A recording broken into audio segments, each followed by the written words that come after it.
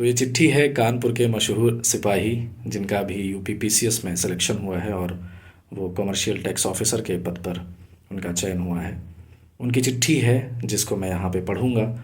और चिट्ठी कुछ इस तरीके से है कि कानपुर के कॉप्स लाइब्रेरी का 40 डिग्री सेल्सियस की हीट वेव वाली दोपहरिया में लखनऊ की एक वातानुकूलित 20 डिग्री वाली लाइब्रेरी की आखिरी सीट से 1 महीने से अधूरी फिल्म डेड पोएट सोसाइटी को एक बार फिर से पॉज करके पीडीएफ में अपने नाम के लिए एक जगह बनाने की जद्दोजहद में लगे हर उस साथी को संवेदना और प्रेम। जब मैं ये लिख रहा हूँ तो इसी दोपहरिया में न सिर्फ कानपुर बल्कि हर जगह कोई न कोई पुलिस वाला खड़ा होकर अपनी ड्यूटी दे रहा होगा। उसकी वर्दी भीग चुकी होगी पसीने से कई बार, धूल की एक मोटी परत और थकान।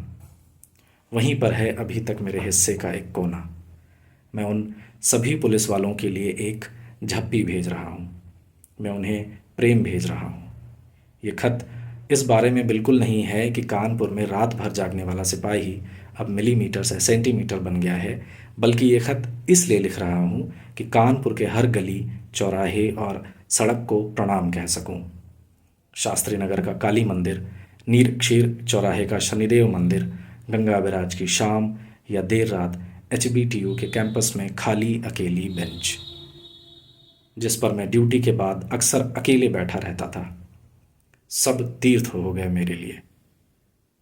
निस्तब्ध रात्रि में जब पूरा शहर सो जाता था, जब अंदर का साहस टूट चुका होता था, जब अकेलेपन से कलेजा फटने ही वाला होता था, तब मैंने 3 ताल में चिट्ठी लिखी, इस उम्मीद में कि इस चिट्ठी लिखने की प्रक्रिया में एक सुबह होगी।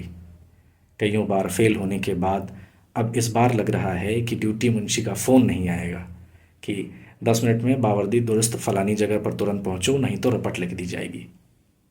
पीसीएस में पास होना कोई सिपाही की नौकरी से एस्केप नहीं है। मेरे boss IPS Sumit Sudhakar sir ने मुझे रियलिटी चेक दिया है और कहा है कि देखो अब तो और मेहनत करना पड़ेगा। You have to work even harder once you become successful. You have more responsibilities now. हमेशा देर रात को चिट्ठी लिखने वाला सिपाही इस बार दिन के उजाले से लिख रहा है, सिर्फ ये बताने के लिए नहीं कि मैं अब सिपाही नहीं रहा, बल्कि उन सब के लिए जो इस परीक्षा में अंतिम रूप से चयनित नहीं हो पाए। मैं तुम्हें गले लगाना चाहता हूँ। मैं तुम सबको हिम्मत देना चाहता हूँ। अपने हिस्से की रोशनी तक इस अंधेरी गुफा का रास्ता हौसला बुलंद करके चलते रहो। मुझे वो चिट्ठी याद आ रही है जिसमें किसी एक अभ्यर्थी ने क्लैट परीक्षा में असफल हो जाने के बाद लिखी थी। मैं उससे भी कहना चाहता हूँ, तुम्हारा भी हो जाएगा। मेरे कई दोस्त इस बार चयनित नहीं हुए। मैं उन सब के लिए मेरे राम से आशीर्वाद और हौसला चाहता हूँ। इस एग्ज़ाम की तैयारी ने इस सिपाही को बहुत मजबूत बनाया है। मेरी रैंक 1 नहीं आई, ना ही रैंक 10 और ना ही 100। कुछ बन जाने या कुछ हासिल करने जैसा कभी कुछ रहा ही नहीं मेरे अंदर। किसी सम्मान समारोह में जाने जैसा कुछ बचा ही नहीं मेरे लिए। बहुत ही मैन्युफैक्चर्ड लगता है कि कितने घंटे पढ़ाई की, कितनी बार रिवीज़न किया, कौन कौन से किताबें पढ़ी। मेरे से पहले न जाने कितनों ने पहले ही सब बता डाला है, सब लिख डाला है, सब बोल डाला है।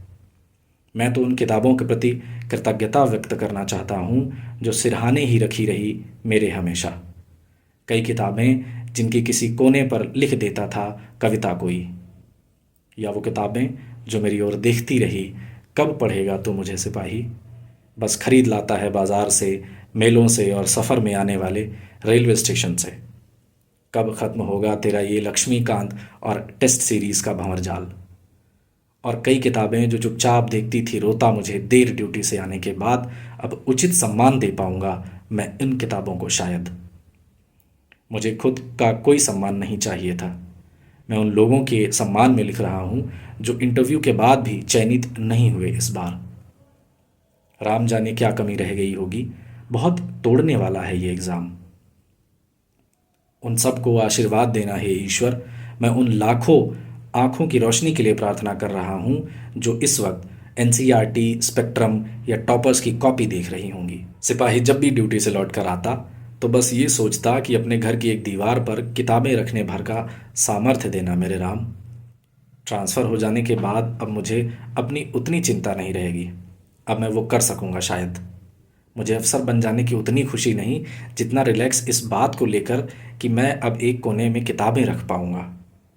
और मुराकमी फिर से मुस्कुराएंगे।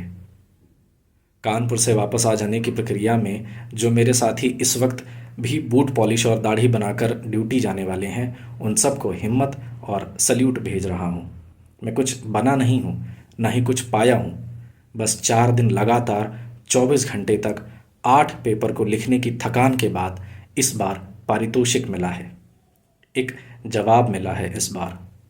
एक हिम्मत मिली है इस बार। यकीन मिला है इस बार।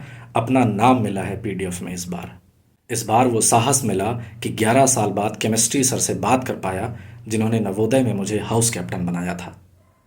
जो लोग इस बार, अगली बार या उसके अगली बार मेंस लिखेंगे, मैं उनके परिवारजनों, दोस्तों और प्रेमिकाओं से कहना चाहता हूँ, जब तुम्हारा अपना कोई मेंस लिख रहा हो तो उसे हिम्मत देना। अगर वो ज़्यादा पढ़ाई करे तो उसे ताने मत मारना, उसे और पढ़ने देना। अगर वो तुम्हारे बर्थडे पार्टी में ना आ सके तो उसे माफ़ कर देना। अगर वो तुम्हारे कॉल का जवाब ना दे सके तो गुस्सा मत हो जाना। वो तुमसे मिलने से मना कर दे तो मुंह मत फुला लेना। तुम उसके हाथ की उंगलियों को अपने हाथ में लेके कहना, इन उंगलियों से तुम नई तस्वीर बना सकते हो। इस हाथ से तुम नई कहानी लिख सकते हो। उसे गले लगा लेना और उसे हिम्मत देना। और अगर वो फिर भी हार जाए तो उसे टूटने मत देना। तुम उसके साथी बनना, उसके पद और प्रतिष्ठा के साथी नहीं। चिट्ठी में लिखने को बहुत कुछ है। अगली बार से कविताएं भी भेजूंगा, कुछ अधूरी कहानियां जो पूरी लिखनी बाकी हैं, कुछ एक यात्रा वृत्तांत जो पूरे करने हैं। बहुत कुछ है लिखने को, बस पापा नहीं है जो वो मुझे देख पाते किताबों को समेटते हुए, उन्हें चूमते हुए, मेरा नाम, तस्वीर और इंटरव्यू देखते हुए। पापा को कभी उनके रहते गले नहीं लगा पाया अधिकारपूर्वक। आज मैं भी समय रैना के ट्रेंड को फॉलो करते हुए अपने दिवंगत पिताजी से कहता हूँ, बिना किसी प्रत्युत्तर की अपेक्षा किए, आई लव यू पापा। आपका अपना कॉप्स लाइब्रेरी। ये चिट्ठी है कॉप्स लाइब्रेरी की, जिन्हें आप लोगों ने कहीं ना कहीं इंस्टाग्राम पर, यूट्यूब शॉर्ट्स पर यूपीपीसीएस में चयनित हुए सिपाही के तौर पर ज़रूर देखा होगा। अगर आपकी भी कुछ संवेदनाएं हैं, कुछ भावनाएं हैं, कुछ शब्द हैं जो आप चाहते हैं कि मैं पढ़ूं, तो आप बेझिझक ज्ञात रूप से या अज्ञात रूप से डिस्क्रिप्शन बॉक्स में लिखी हुई मेल आईडी पर भेज सकते हैं। मिलते हैं अगली चिट्ठी में। महादेव।